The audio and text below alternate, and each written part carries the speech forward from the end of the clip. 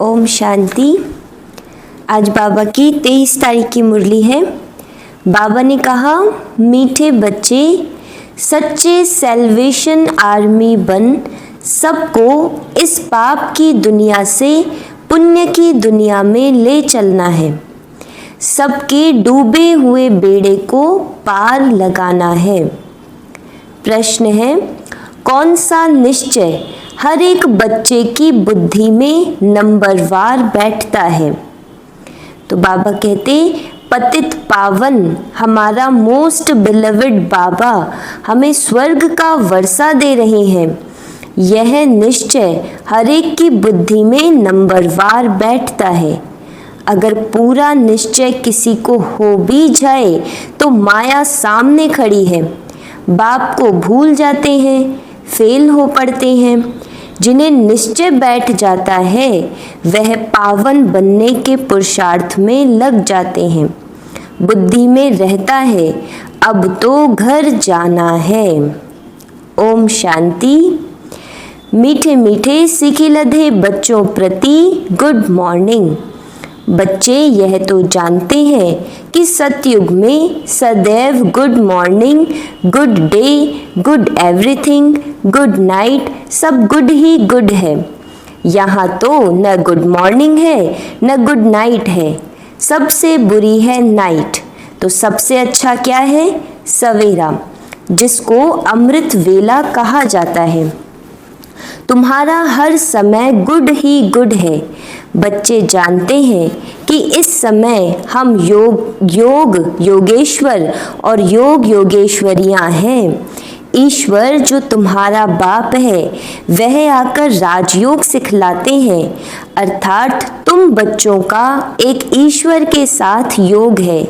तुम बच्चों को योगेश्वर के बाद ज्ञानेश्वर बाप का पता पड़ा है।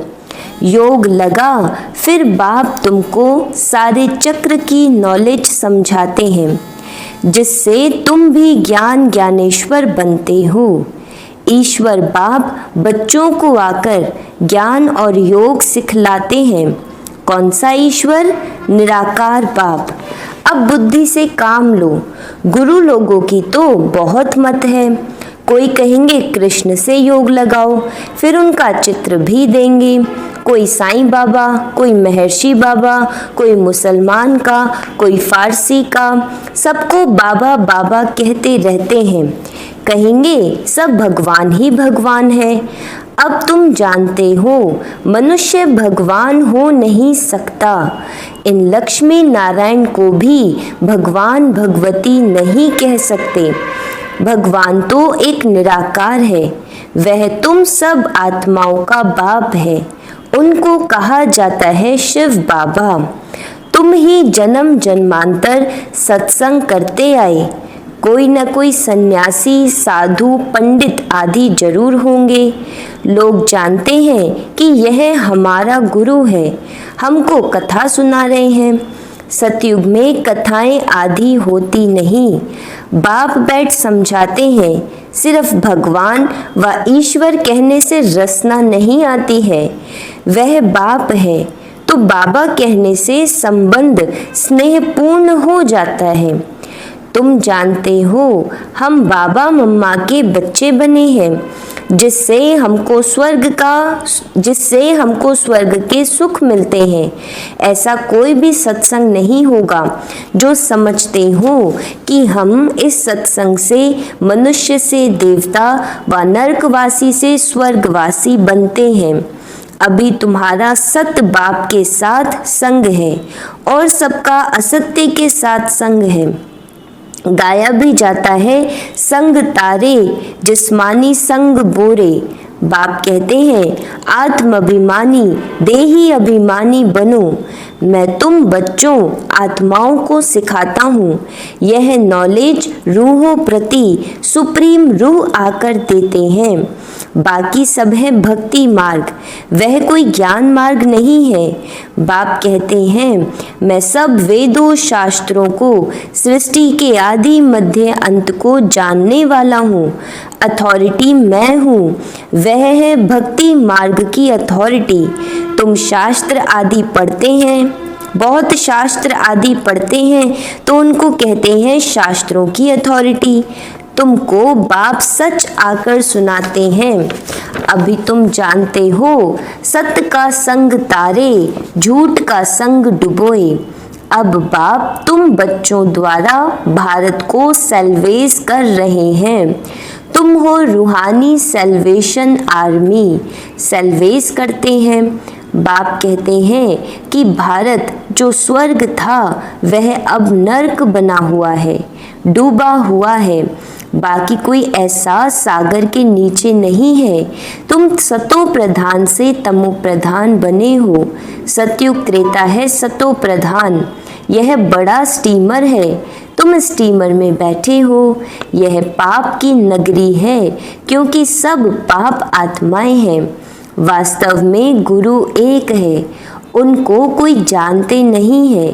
हमेशा कहते हैं ओ गॉड फादर, ऐसे नहीं कहते गॉड फादर कम प्रिसेप्टर, नहीं, सिर्फ फादर कहते हैं। वह पतित पावन है तो गुरु भी हो गया। सर्व का पतित पावन सद्गति दाता एक है। इस पतित दुनिया में कोई भी मनुष्य सद्गति दाता व पतित पावन हो नहीं सकता। बाप कहते हैं कितनी एडल्ट्रेशन, करप्शन है। अब मुझे कन्याओं माताओं के द्वारा सबका उद्धार करना है। तुम सब ब्रह्मा कुमार कुमारियां भाई बहनें हो गए, नहीं तो डाडे का वर्षा कैसे मिले। डाडे से वर्षा मिलता है 21 पीढ़ी, अर्थात स्वर्ग की राजाई। कमाई कितनी बड़ी है, यह है सच्ची कमाई सच्चे बाप द्वारा। बाप बाप भी है, शिक्षक भी है, सतगुरु भी है, प्रैक्टिकल में करके दिखाने वाला है। ऐसे नहीं कि गुरु मर गया तो चेले को गद्दी मिले। वह है जिस्मानी गुरु, यह है रूहानी गुरु।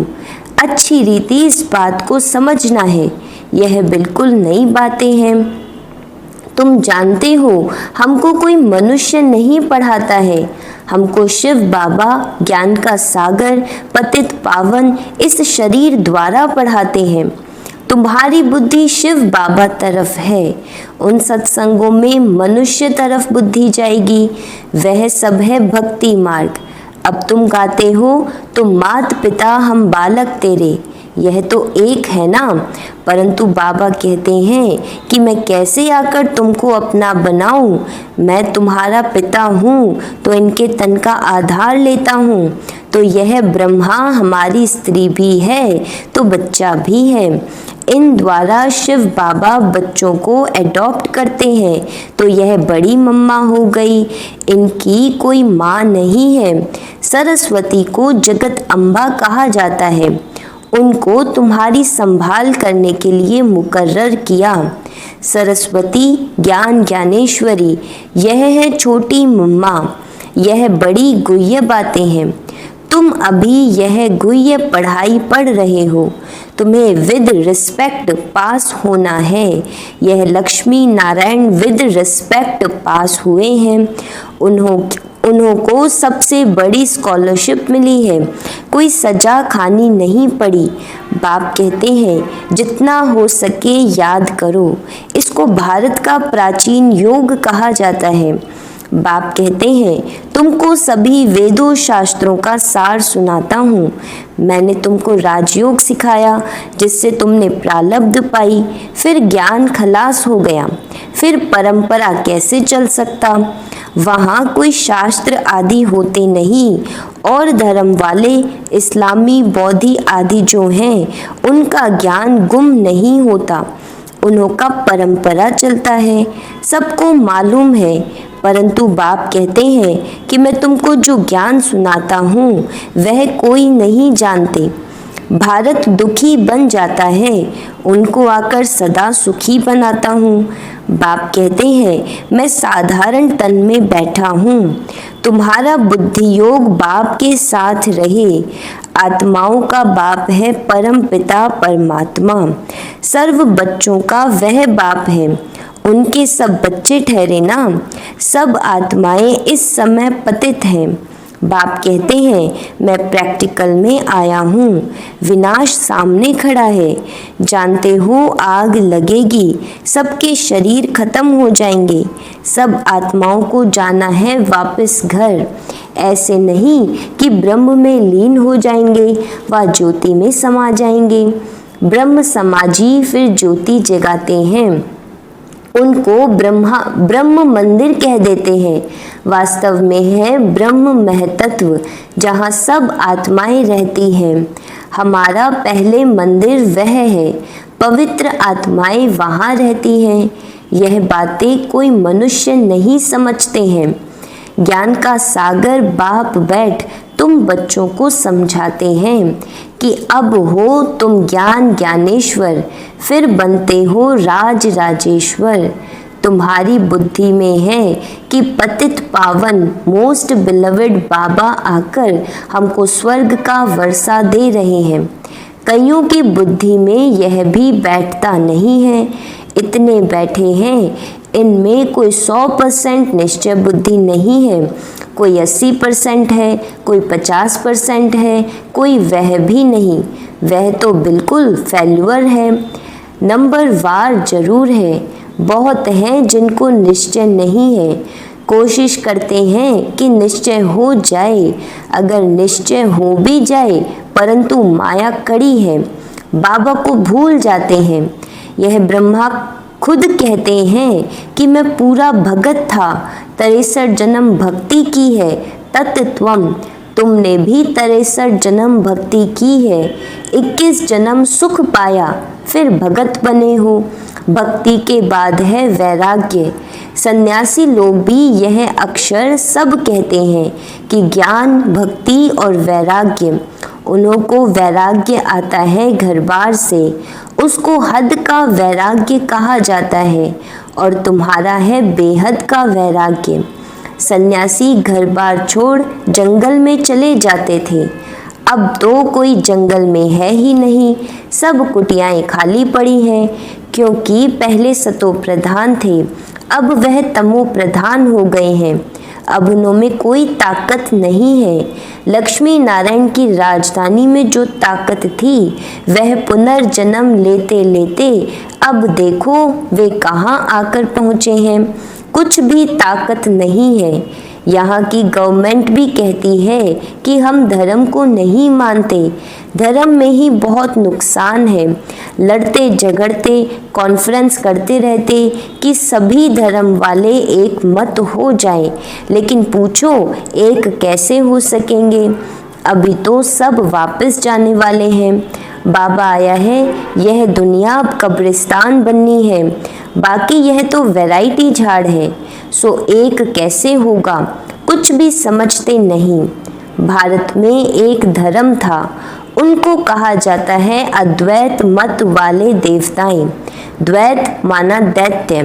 बाबा कहते तुम्हारा यह धर्म बहुत सुख देने वाला है। तुम जानते हो कि पुनर्जन्म ले हमको फिर 84 जन्म भोगने हैं। निश्चय हो कि हमने ही 84 जन्म भोगे हैं, हमको ही जाना है और फिर आना है।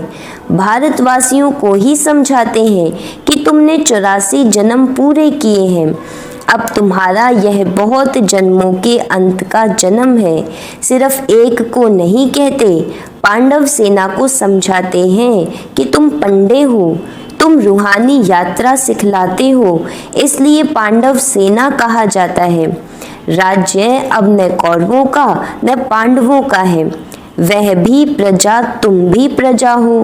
कहते हैं कौरव पांडव भाई भाई, पांडवों की तरफ है परमपिता परमात्मा। बाप ही आकर माया पर जीत पहनना सिखलाते हैं। तुम आदि सनातन देवी देवता धर्म वाले अहिंसक हो। अहिंसा परमो धर्म। मुख्य बात है काम कटारी नहीं चलाना है। भारतवासी समझते हैं कि गौ का कोस न करना यही अहिंसा है, परंतु बाबा कहते हैं काम कटारी नहीं चलाओ, इनको ही बड़े ते बड़ी हिंसा कहा जाता है।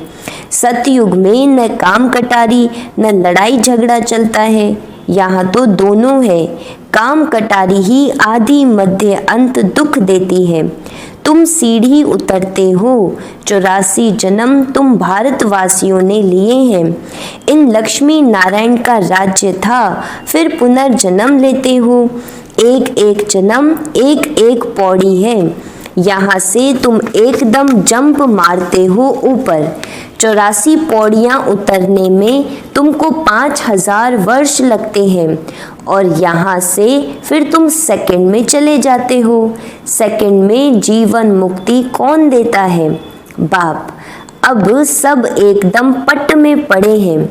अब बाप कहते हैं सिर्फ मुझे याद करो, यह बुद्धि में याद रखना है। अब नाटक पूरा हुआ, हमको वापस घर जाना है। हमको अपने बाप को और घर को याद करना है। पहले बाबा को याद करो, वह ही तुमको घर का रास्ता बताते हैं। बाप की याद से विकर्म विनाश होंगे। ब्रह्म को याद करने से एक भी पाप कटेंगे नहीं।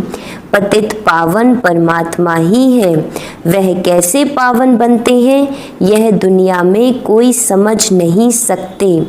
बाप को आकर स्वर्ग की स्थापना जरूर करनी है। बाप आया है तो तुम बच्चे जयंती मनाते हो। कब आया यह नहीं कह सकते कि इस घड़ी इस तिथि तारीख आया। शिव बाबा कब आया कैसे कह सकते? साक्षात्कार बहुत होते हैं। पहले हम सर्वव्यापी समझते थे या कह देते थे आत्मा सो परमात्मा है। अब यथार्थ मालूम हुआ है। बाबा दिन प्रतिदिन गुह्य बातें सुनाते रहते हैं। तुम साधारण बच्चे कितनी बड़ी नॉलेज पढ़ रहे हो। अच्छा, मीठे मीठे सिकिलधे बच्चों प्रति माता पिता बाप दादा का याद प्यार और गुड मॉर्निंग। रूहानी बाप की रूहानी बच्चों को नमस्ते। हम रूहानी बच्चों की रूहानी बाप दादा को याद प्यार गुड मॉर्निंग, नमस्ते नमस्ते नमस्ते जी। धारणा के लिए मुख्य सार।